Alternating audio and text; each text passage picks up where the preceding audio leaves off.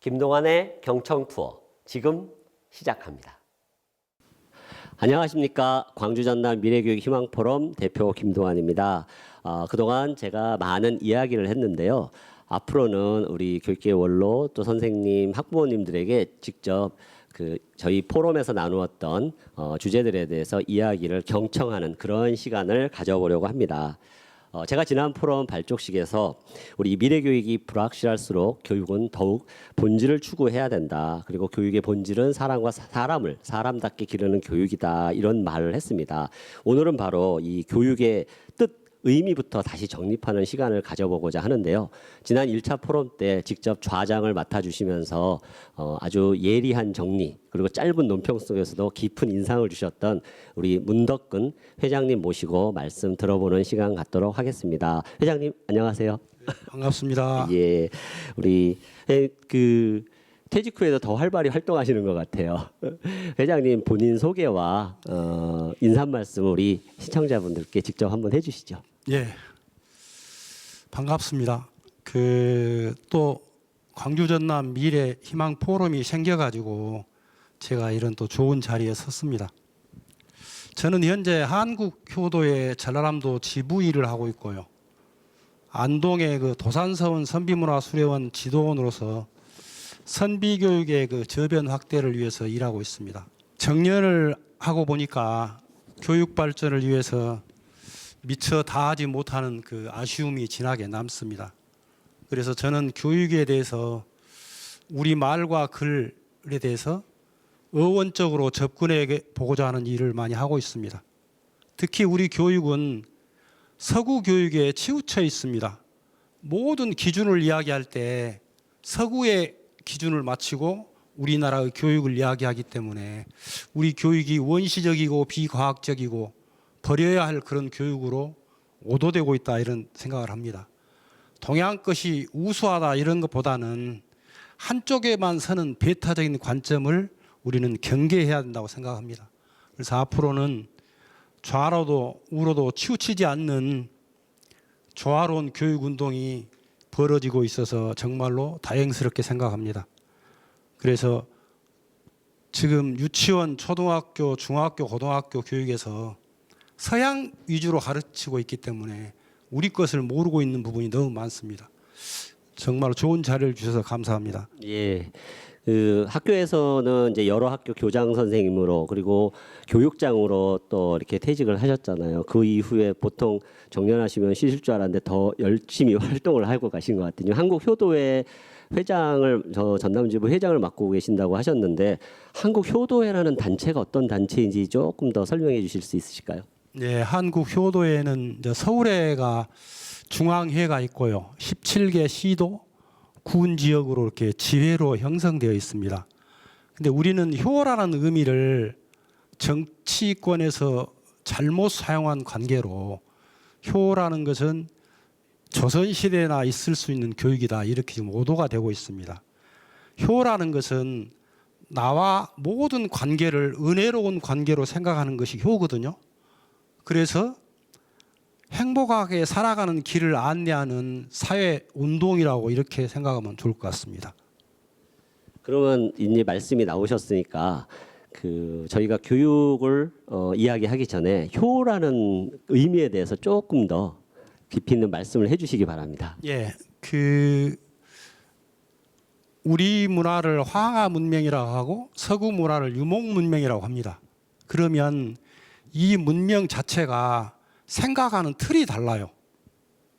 그런데 우리는 어떤 틀을 가지고 생각을 하게 되고 서구는 어떤 틀을 가지고 생각하느냐 이런 것이에요. 예를 들어서 우리 선조들이나 여러분들이 아침에 일어나면 이렇게 뜰에 나가거나 마당에 나가면 어디를 쳐다보죠? 하늘을 쳐다보죠. 그렇죠? 예. 하늘을 쳐다본 다음에 어디를 보는가요? 땅인가요? 땅을 봅니다. 그 이유가 뭐냐면 하늘에서 이루어진 일이 전부 땅에서 그대로 이루어집니다. 그래서 학문하는 것은 뭐냐면 배움의 길인데 하늘의 해와 달과 별의 모양이 어떻게 변화가느냐 이걸 예측하는 게 가장 큽니다. 그래서 옛날에는 왕 밑에다 직속기관으로 천상감을 뒀어요. 기상대란 말은 말이 안 맞거든요. 그래서 아침에 우리들이 일어나면 TV 뉴스도 보면 일기예보가 제일 먼저 나와야 맞습니다. 그래야 하루를 준비하는 거예요. 그래서 우리 대표님께서 잘 물어보셨으니까 제가 이야기를 하자면, 이렇게 옷을 지금은 이렇게 입잖아요. 근데 이 앞에 여름에는 어떻게 입으셨어요? 반팔. 그렇죠. 예. 반팔을 입으라고 체계가 나왔는가요? 아니요. 그러면요. 더우니까 그렇게 그렇죠. 입었죠. 예, 예. 하늘에서 이렇게 양기운과 음기운의 변화에 의해서 내가 그대로 가는 겁니다. 자, 아침에 시계를 보고 이렇게 일어나는 경우도 있지만 우리는 자동으로 눈이 떠집니다. 그러죠. 뭐 때문에 눈이 떠지죠? 해가 떠서. 그렇죠. 예, 밝아지니까 뜹니다. 저녁이 되면 자동으로 잠이 옵니다. 그래서 이 효라는 의미를 설명하자면, 우리 동양의 학문은 천지자연의 이치를 그대로 받아서 합니다. 그래서 천지자연의 이치를 말과 글로 옮겨놓은 게 동양의 학문입니다. 모든 학자들이 이 길로 가자고 하지 않아요? 이 길로. 근데 우리 몸은 그렇게 가고 있는데 머리가 반역을 합니다. 그렇죠? 야, 12시에 먹자 그런 게 아니라 배가 고파옵니다. 저녁에 사람에 따라서, 시간에 따라서 잠자는 시간이 다릅니다. 일어나는 시간이 다릅니다. 그래서 우리 몸은 천지자연의 이치에 그대로 순응을 합니다. 그러나 영장이라고 하는 지혜 때문에 인간들이 반역을 하는 거죠. 그래서 저기 앞에 천지자연의 이치 보면 하늘과 땅, 사람들 간의 떳떳한 만남, 이렇게 글이 써져 있어요. 이 글들은 뭐냐면 천지자연의 이치를 성현들이 사고를 하는 거예요. 그래서 천지자연의 이치를 그대로 가는 것을 실천하는 사람이 성인이고, 그 성인이 하는 일을 그대로 따라가는 사람이 현인입니다. 그래서 우리는 현인이 되기 위해서 학문을 하는 거죠. 앞에 글이 보면 이 글씨를 학생들한테 딱 물어보면 X 이렇게 이야기합니다. 얼마나 서양적인 사고가 커버리는 걸 알 수 있어요.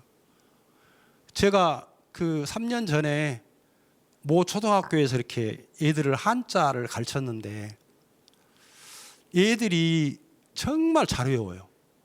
그래서 그 뜻이 뭐냐 그러면 몰라요. 그럼 왜 그렇게 외우냐? 외우라 함께 해요. 이렇게 가는 거예요. 우리 한글은 소리 글자하고는 좀 다릅니다. 우리 한글은 천지자연의 이치, 한자의 체계하고 똑같이 세종대왕이 음양오행 이치에 의해서 한글을 만들었어요. 그런데 아직 그렇게 안 사람이 거의 드뭅니다. 그래서 저 글씨를 보면 사귈 예예요. 우리는 X 그러면 아니다 그러잖아요. 사귈 예는 무엇이 사귀냐? 하늘이 위에 있잖아요. 자, 이게 뭐냐면 우리가 이야기하는 음양태국도입니다. 지금 왼쪽이가 동이고 위에가 남이죠. 동양적인 사고는 뭐냐면, 자, 우리가 무엇을 관찰하려면 내가 어두운 곳에 앉아 있어야 돼요? 밝은 곳에 앉아 있어야 되죠? 밝은 곳에서 어두운 곳을 보면 보인가요? 안 보이죠. 어두운 곳에서 봐야 밝은 곳이 보입니다. 그래서 우리는 공부라는 게 뭐냐면 표면적으로 나타나는 그것보다는 그 나타나는 움직임을 진짜로 움직이고 있는 이치를 잡아내는 게 학문이죠. 그래서 저기 보면 우리는 남쪽을 봅니다. 그래서 해가 이렇게 뜨지요. 지금 동쪽에서 서쪽으로 해가 뜹니다. 이렇게. 그러면 저 위에 하늘에서 따뜻한 기운이 땅으로 내려옵니다. 지금. 그러면 땅 속에 있는 습기가 수증기가 돼서 올라가는 거예요. 이걸 계속 하는 겁니다. 그럼 수증기가 이렇게 뭉쳐지면 뭐가 되죠? 구름이 되죠. 네. 구름이 뭉쳐지면 뭐가 되죠? 비가 되죠. 비가 돼서 땅에 내려오면 무엇이 자라죠? 식물이 자라는. 식물, 동물이, 만물이 자랍니다. 그래서 사귈 예입니다. 우리는 사귀다는 말을 부정적으로 생각하는데 누구든지 누구하고도 사귀어야 돼요. 나하고 생각이 다른 사람하고도 사귀어야 돼요. 그래서 동양의 학문은 전쟁은 없습니다. 전쟁은 없어요. 그런 것들을 우리가 좀 이해를 했으면 좋겠다 이런 생각을 하고 그 동양의 서양이 인권 사상, 동양 사상 아니 그 평등 사상이 발달되어 있다는데 잘못 알고 있는 것이죠. 마르코 폴로가 우리 동양을 방문해 가지고 아 이렇게 평등 사상, 인권 사상이 높은 곳이 없구나. 그래서 마르코 폴로가 우리 사상을 가지고 가서 프랑스가 대혁명에다가 써먹는 거죠. 그래서 우리 것들이 지금 외국으로 넘어가서 다시 우리한테로 돌아옵니다. 특히 씨앗, 종자, 어원, 꽃 이름들이 전부 우리한테로 지금 역수입을 당하고 있습니다. 그래서 우리는 해가 뜨고 지는 것. 그래서 동양의 학문은 공동체를 가장 중시 여깁니다. 그래서 코로나19가 이렇게 좀 질서가 잡힌 것도 공동체입니다. 그래서 천지자연은 하늘이 높은 곳에 있지만 자기가 높은 곳에 있다고 뽐내지 않고 먼저 아래로 내려오는 것이죠. 그래서 부부 유별도 뭐냐면 부창부수, 남자가 이렇게 하면 여자가 같이 따라한다 그 말이 절대 아니에요. 남자가 하늘의 길처럼 바르게 가면 여자도 거기다 박수를 친다 이런 뜻이에요. 그래서 우리 대표님이 교육의 본질을 추구한다고 이렇게 외치는 것이 저한테는 제가 이렇게 이 자리에 참여하게 하는 큰 동기가 된 것 같아요. 그래서 그런 좀 아쉬움들이 있고 그래서 공부의 1번은 뭐냐면 내 몸을 때에 맞춰가는 겁니다. 봄에 할 일 있고 가을에 할 일 있고 여름에 할 일 있고 교장 선생님이 돼서 할 일이 있고 선생님이 돼서 할 일이 있죠. 근데 요새 집에서 뭐라 그런가요? 아버지가 무슨 말씀을 하면 말도 안 되는 소리를 한다고 얘기들 합니다. 그럼 아버지는 쓸 자리가 없습니다. 그래서 교육계에서 사용하는 어휘, 특히 사상에 대해서 공부를 좀 많이 해야 된다고 생각합니다. 그래서 우리가 학교에서 지금 동양에서는 그 공수 인사를 하잖아요. 그럼 인사라는 의미가 뭐냐면 높은 곳에 있지만 내가 먼저 겸손하는 거예요. 인사도 내가 당겨서 하는 거예요. 어른이니까 당연히 네가 해 그게 아니고 먼저 하는 거예요.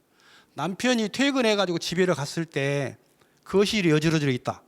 여보 집에서 뭐 됐어? 나는 이렇게 열심히 일했는데 그 사람은 아직 공부를 덜 한 사람입니다. 아하 우리 집사람이 얼마나 일이 바빴으면 이렇게 못하겠느냐. 자기가 비를 들고 걸레를 들고 시작하는 사람이 진짜로 황하 문명을 공부한 사람이죠. 그래서 자기를 낮추고 남과 더불어 조화로운 삶을 추구하는 게 우리 천지자연의 이치라고 생각합니다.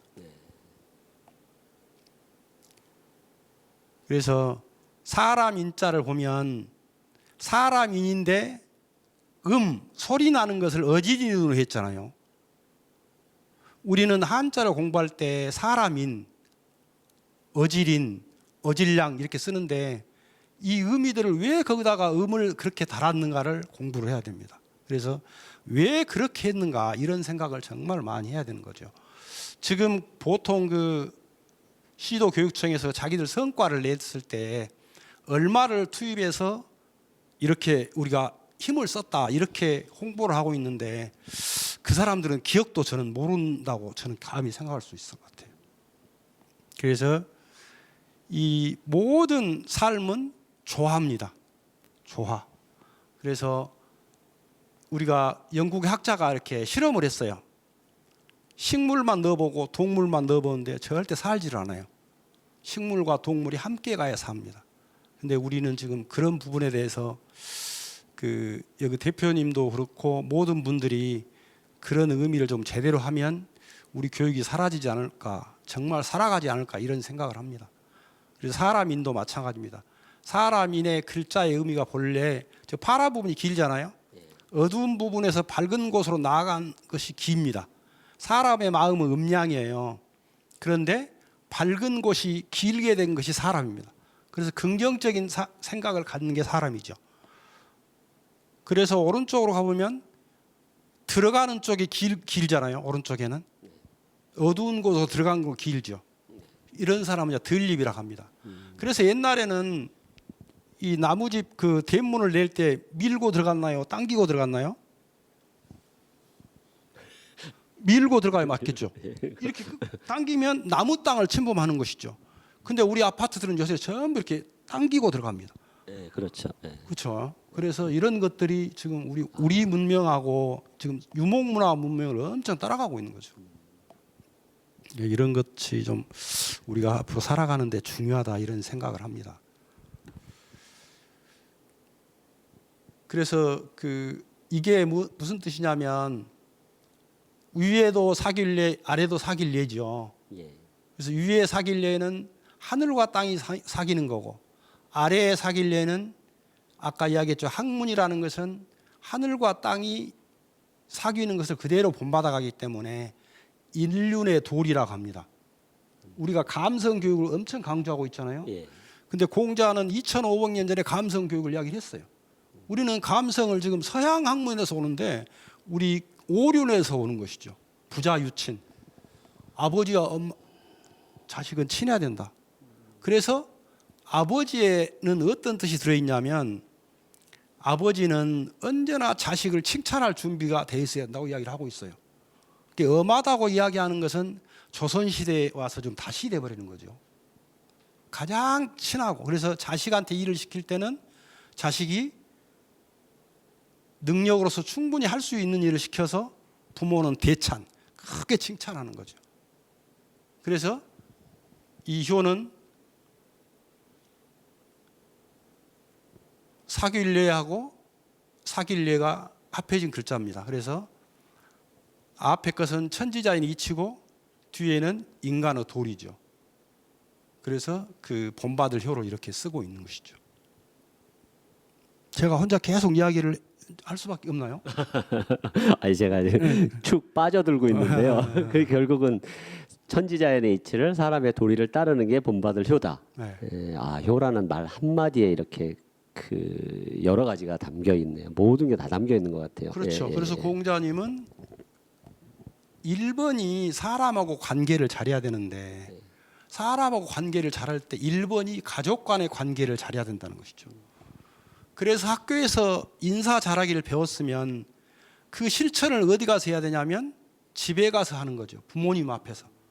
그럼 부모님이 와 우리 자식이 요새 공부 정말 열심히 했구나.